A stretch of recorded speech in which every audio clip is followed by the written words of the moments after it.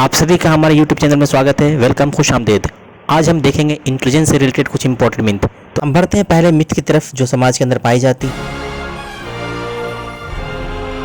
लोगों का ये सोचना अक्सर होता है जिनका इंटेलिजेंस ज़्यादा बेहतर होता है वो लाइफ में सक्सेसफुल होते हैं। सच्चाई तो यह है कि इंटेलिजेंस टेस्ट और अचीवमेंट का कोरिलेशन हाई होता है, लेकिन इससे कंफ्यूज बिल्कुल नहीं होना चाहिए कि एक के बढ़ने से दूसरा बढ़ता है, ऐसा नहीं है। बल्कि दूसरे फैक्टर भी हमारे समाज में मौजूद हैं जो इनको इन्फ्लुएंस करते हैं। इसलिए हम कभी ये निष्कर्ष पर नहीं निकाल सकते कि जिनका इंटेलिजेंस ज़्यादा है वो जीवन में सक्सेस करेंगे, उनका अचीवमेंट हमेशा ज़्यादा होगा। अक्सर आप देखते हैं जो बच्चे काफ़ी इंटेलिजेंट होते हैं, तेज़ होते हैं, उनको खुद कभी कभी सेल्फ प्राउड होने लगता है कि वो तो चीज़ों को बहुत जल्दी समझ लेते, याद कर लेते हैं, एग्जाम के ठीक पहले वो चीज़ों को पढ़ लेंगे, समझ लेंगे।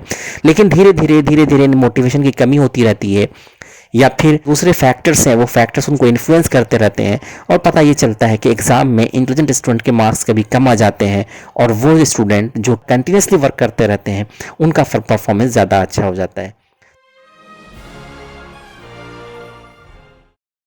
क्या जेनेटिक मेकअप यानी नेचर, हेरिडिटी ही तय करते हैं इंटेलिजेंस को? यानी इसका अर्थ ये हुआ क्या बचपन से ही जन्मजात ही इंसान इंटेलिजेंट होता है, या फिर इंटेलिजेंस एक ऐसी चीज़ है जो बढ़ती है, जो चेंज होती है, जो बदलती है और जिस पे एनवायरनमेंट इंपॉर्टेंट रोल प्ले करते हैं? तो इन चीज़ों को लेकर जो फाइनल कंक्लूजन अब तक निकल पाया है वो ये है कि जेनेटिक और एक्सपीरियंस ये दोनों 50-50 कंट्रीब्यूट करते हैं किसी इंटेलिजेंस के लिए। इसका अर्थ ये है कि बच्चे जो जेनेटिक सेटअप, जेनेटिक मेकअप जो लेकर आते हैं अपने पेरेंट्स के साथ, वो इंटेलिजेंस को निर्धारित करते हैं। साथ साथ इस दुनिया में आने के बाद, यानी जब से माँ के कोख में रहने के साथ साथ उस इन्वायरमेंट से लेकर इस दुनिया में आने के इन्वायरमेंट तक, स्कूल का इन्वायरमेंट और होम इन्वायरमेंट, ये सारे भी बच्चों के इंटेलिजेंस को इन्फ्लुएंस करते हैं। तो इंटेलिजेंस एक करंट स्टेट ऑफ अफेयर्स है जो पास्ट के से अफेक्टेड होता है और फ्यूचर के लिए चेंज होने के लिए खुला होता है। हम तीसरे मिथ की तरफ चलते हैं।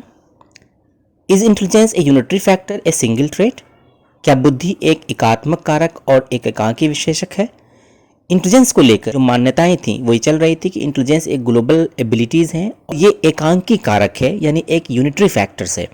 इसका अर्थ ये है कि इंटेलिजेंस कोई एक चीज़ है जो इंटेलिजेंस को बनाती है, ये कई चीज़ों का सम्मिश्रण नहीं है। इस बात की वकालत अल्फ्रेड बिनेट ने 1905 ईस्वी में की थी, जो फ्रांस के थे, और इनके धारणाओं को, इनकी मान्यताओं को सपोर्ट मिला टर्मन और स्टर्न के जरिए। बिनेट ने इंटेलिजेंस को डिफाइन किया इस प्रकार से कि इंटेलिजेंस एक डिसीजन मेकिंग एबिलिटी है, जबकि स्टर्न ने यह कहा कि इंटेलिजेंट किसी भी इंसान को नए सिचुएशन में एडजस्ट करने की एबिलिटी है। टर्मन ने यह बात कही कि इंटेलिजेंस थिंक करने की एबिलिटी है। तीनों ने अलग अलग प्रकार से इंटेलिजेंस की व्याख्या की तो जरूर की, लेकिन इंटेलिजेंस को एक यूनिट फैक्टर माना और उनको ये माना कि इंटेलिजेंस एक एकांकी फैक्टर है, एकांकी कारक है। लेकिन सच्चाई ये नहीं है।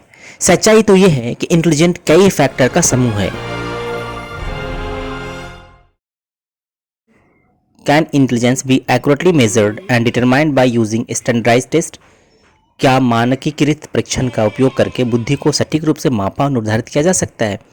सच्चाई तो ये है कि इंटेलिजेंट टेस्ट को मापने वाले जो टूल्स इस्तेमाल किए जाते हैं वो भौतिक राशियों के जरिए इस्तेमाल किए गए टूल से भिन्न होते हैं। For example, physical quantity like लंबाई मापने के लिए हम मीटर का प्रयोग करते हैं। इसके अंदर जो एरर होती है वो एरर की संभावना बहुत कम होती है। लेकिन जो साइकोलॉजिकल वेरिएबल्स हैं, वो साइकोलॉजिकल वेरिएबल्स का मापन के लिए जो भी स्टैंडर्डाइज्ड टूल इस्तेमाल किए जाते हैं वो अपने आप में पूरी तरह से परफेक्ट नहीं होते हैं, उनके अंदर एरर का चांस बहुत ही ज़्यादा होता है। साथ साथ इंटेलिजेंस को लेकर हमने पहले बात की थी कि एक ऐसा कंस्ट्रक्ट है, डेफिनेशन फिक्स नहीं है, इसलिए इस्तेमाल किए गए टूल्स को लेकर भी चैलेंज है। Can intelligence be ability to think convergently? क्या बुद्धि अभिसारी रूप से सोचने की योग्यता है? कन्वर्जेंट और डायवर्जेंट थिंकिंग एक दूसरे से बिल्कुल अपोजिट है और इनकी वकालत जेपी गिलफर्ड ने की थी। जेपी गिलफर्ड ने कन्वर्जेंट और डायवर्जेंट दोनों थिंकिंग को इंटेलिजेंस का एक हिस्सा माना था। कन्वर्जेंट थिंकिंग का अर्थ the ability to give single correct answer, किसी एक सही जवाब तक पहुंचना इंफॉर्मेशन के आधार पर, ये कन्वर्जेंट थिंकिंग है। मिसाल के तौर पर आपसे एमसीक्यू टेस्ट में कोई एक आंसर को आपको चुनना होता है, सिलेक्शन करते हैं, चयन करते हैं, ये कन्वर्जेंट थिंकिंग का एग्जांपल है। लेकिन डायवर्जेंट थिंकिंग में किसी एक प्रॉब्लम के लिए कई तरह के सॉल्यूशंस आप सुझा सकते हैं और ये डायवर्जेंट थिंकिंग का सीधा रिश्ता और नाता क्रिएटिविटी के साथ है। अगर आपको हमारा ये वीडियो पसंद आया तो आप इसे लाइक करें, सब्सक्राइब करें और अपने दोस्तों के भी जरूर शेयर करें। धन्यवाद, शुक्रिया।